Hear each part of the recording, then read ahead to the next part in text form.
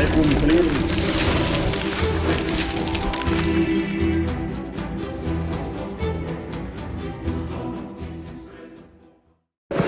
Ciudadanos diputados, ciudadanos senadores, ciudadanos diputados. He pedido la palabra no con el objeto de referirme al decreto de suspensión de garantías, aun cuando quiero hacer en torno a él tres breves consideraciones. La primera, la de que el propio decreto revela la gravedad de la situación que estamos viviendo. Y aun cuando encuentro un defecto de redacción, porque los considerandos se refieren a hechos ocurridos y no a la situación actual y a los peligros que con la suspensión de garantía se tratan de enfrentar, se supone que es precisamente porque la situación del país es delicada, porque el sistema democrático, la normalidad y el orden público están corriendo peligros después de haberse terminado el deplorable y doloroso incidente de la sublevación militar,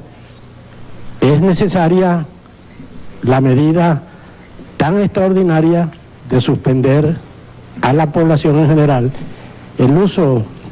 y ejercicio de las garantías constitucionales. La segunda observación que quiero hacer es que yo no estoy convencido de que el golpe felizmente frustrado haya tenido como propósito asesinar al presidente de la República. Yo creo que una afirmación de esa naturaleza no podría hacerse sino con plena prueba del propósito de los sublevados. Bien porque hayan confesado y exista una confesión concordante de algunos de los comprometidos, algunos de los actores del tremendo y condenable incidente, o bien porque exista otra especie de plenas pruebas que difícilmente creo se puedan haber acumulado ya en el sumario que supuestamente debe haberse abierto por la justicia militar. Afirmar que el propósito de la sublevación fue asesinar al presidente de la República es muy grave.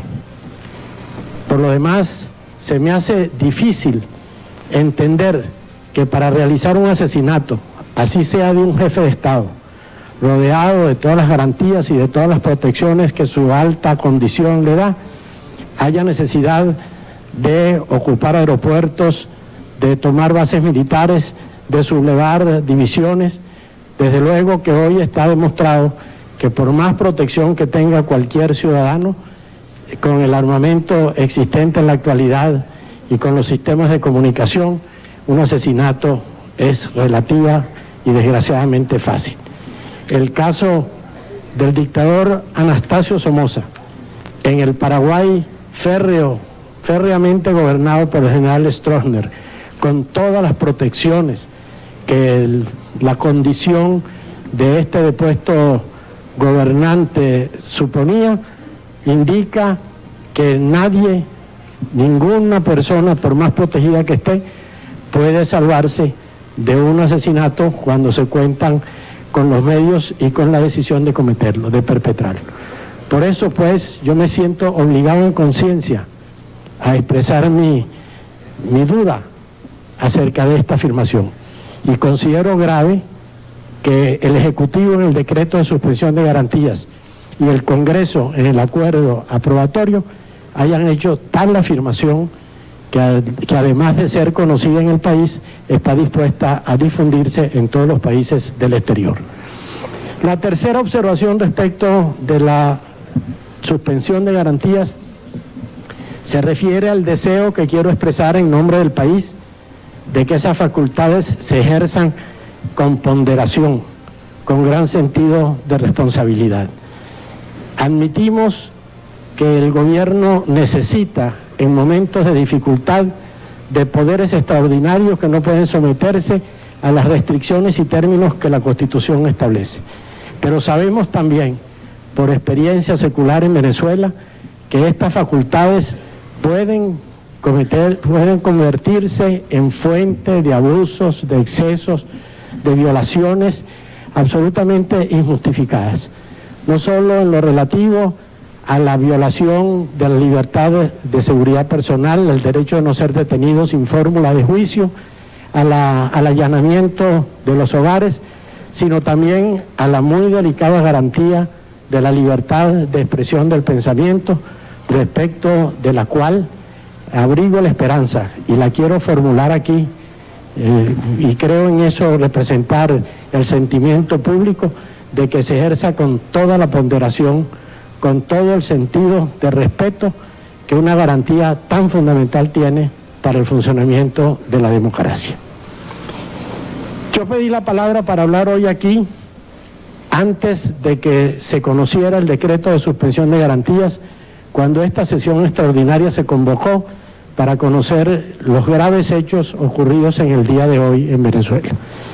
Y realmente considero que esa gravedad nos obliga a todos,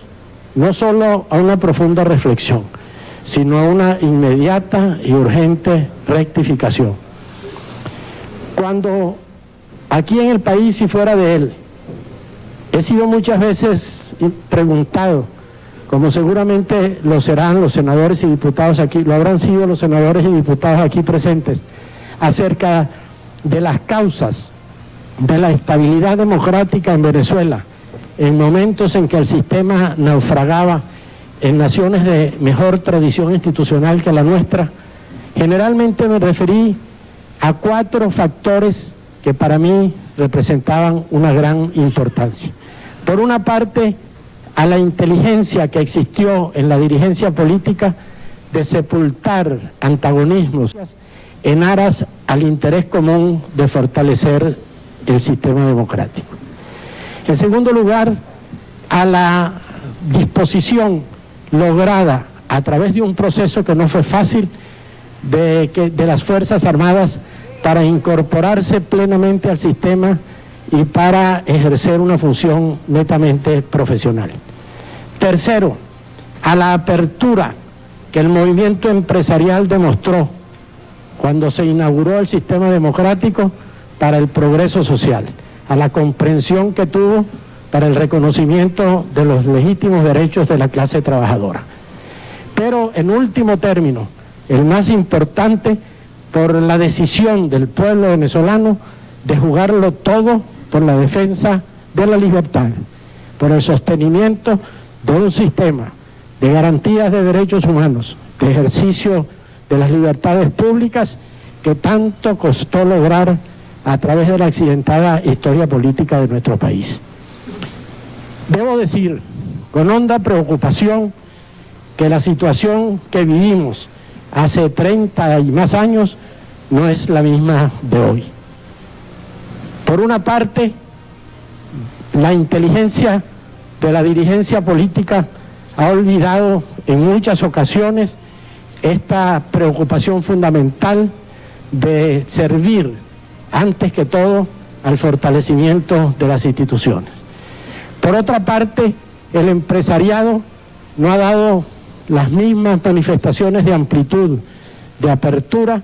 que caracterizaron su conducta en los años formativos de la democracia venezolana. En tercer lugar, porque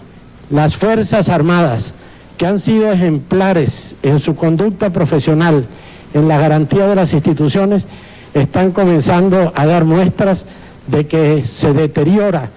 en muchos de sus integrantes la convicción de que por encima de todo tienen que mantener una posición no deliberante, una posición obediente a las instituciones y a las autoridades legítimamente elegidas. Y cuarto, y esto es lo que más me preocupa y me duele, porque no encuentro en el sentimiento popular la misma reacción entusiasta, decidida, el mismo fervor por la defensa de las instituciones que caracterizó la conducta del pueblo en todos los dolorosos incidentes que hubo que atravesar después del 23 de enero de 1958. Debemos reconocerlo. Nos duele profundamente, pero es la verdad. No hemos sentido en la clase popular, en el conjunto de venezolanos no políticos y hasta en los militantes de partidos políticos ese fervor, esa reacción entusiasta, inmediata, decidida, abnegada, dispuesta a todo frente a la amenaza contra el orden constitucional.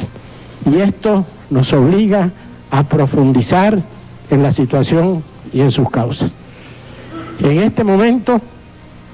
debemos darle una respuesta al pueblo y tengo la convicción de que no es la repetición de los mismos discursos que hace 30 años se pronunciaban cada vez que ocurría algún levantamiento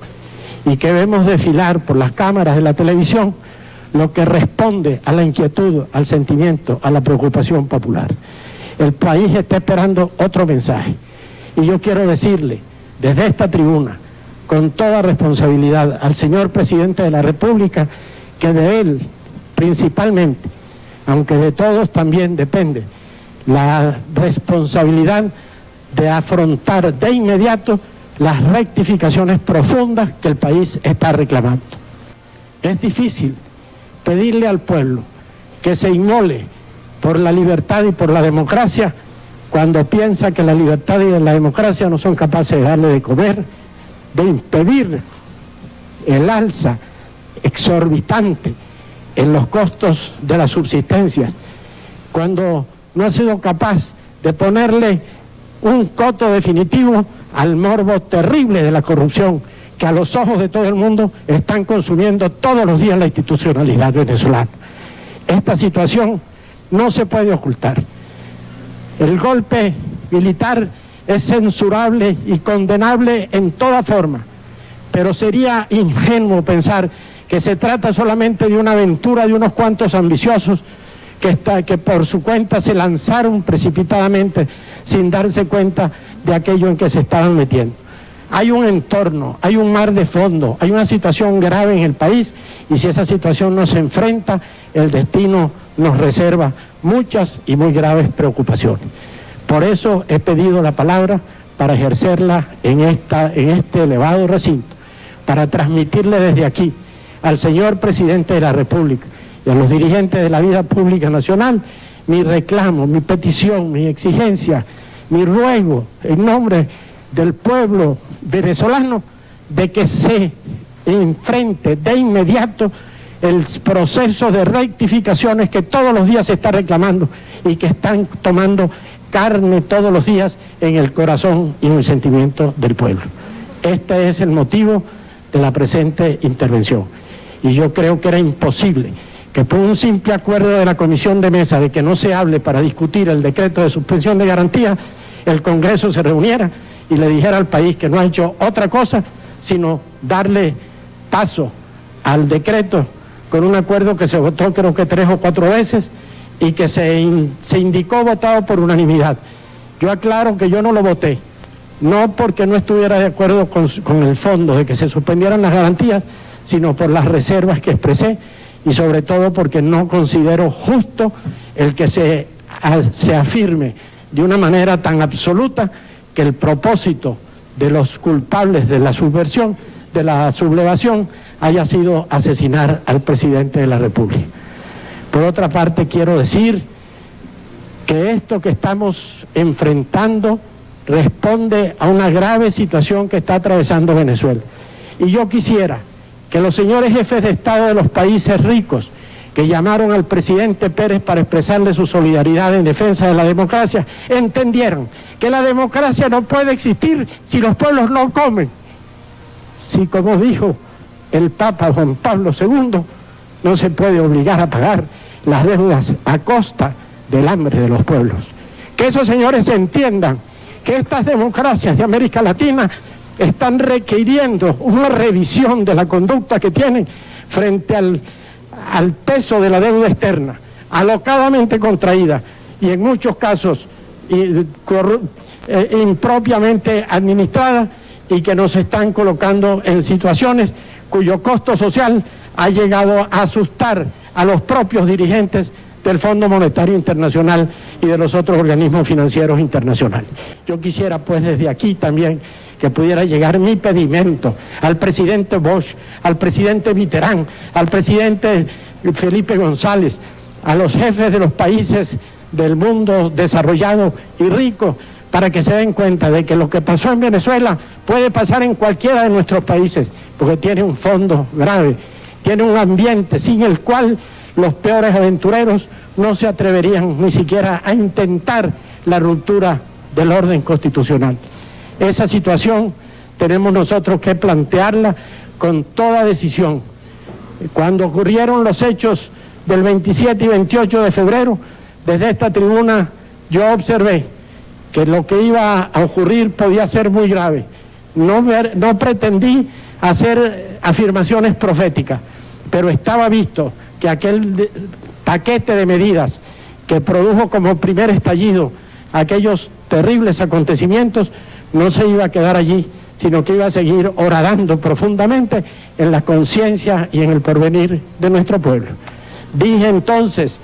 en algún artículo que Venezuela era algo así como la vitrina de exhibición de la democracia latinoamericana. Esa vitrina la rompieron en febrero de 1989 los habitantes de los cerros de Caracas, que bajaron enardecidos. Ahora le han roto las colatas de los fusiles y los instrumentos de agresión que manejaron los militares sublevados. Es necesario que se diga, que se afirme y que se haga un verdadero examen de conciencia. Estamos hablando mucho de reflexión, estamos haciendo muchos análisis, pero la verdad verdadera es que hemos progresado muy poco, en que no podemos nosotros afirmar en conciencia que la corrupción se ha detenido, sino que más bien íntimamente tenemos el sentir de que se está extendiendo todos los días progresivamente, de que vemos con alarma que el costo de la vida se hace cada vez más difícil de atender para grandes sectores de nuestra población, que la cosa de los servicios públicos no funciona y que se busca como una solución que muchos hemos señalado para criticarla, el de privatizarla, entregándola sobre todo a manos extranjeras, porque nos consideramos incapaces de atenderlo.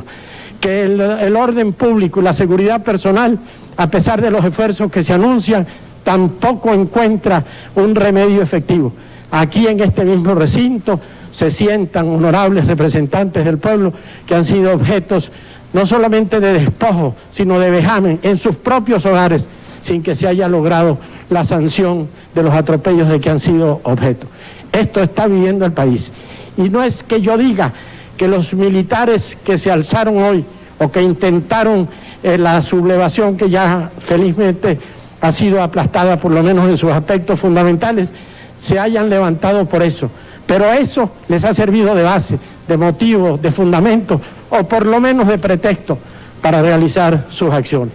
Por eso termino mis palabras rogándole al presidente de la República que enfrente de lleno, en verdad y decididamente, esta situación que, como dije antes, sirve de motivo o por lo menos de pretexto para que puedan utilizarlo todos aquellos que quieran destrozar, romper, desarticular el sistema democrático constitucional del que nos sentimos ufanos. Muchas gracias, ciudadanos senadores, ciudadanos diputados.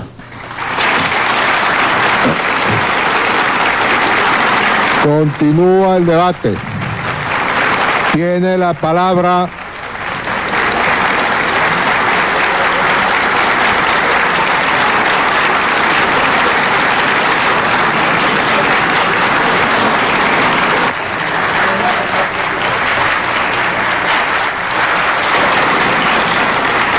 continúa.